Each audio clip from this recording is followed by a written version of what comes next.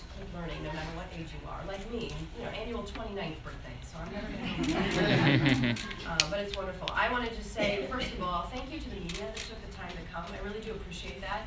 I think one of the most important things that you guys know is that the governor and I and the people in the state know that we are here to support you, that this isn't a forgotten storm, that we know that the recovery is going to take a long time. I've seen a lot of progress since I've been here, since the last time, but I know that there's a lot more that needs to be done.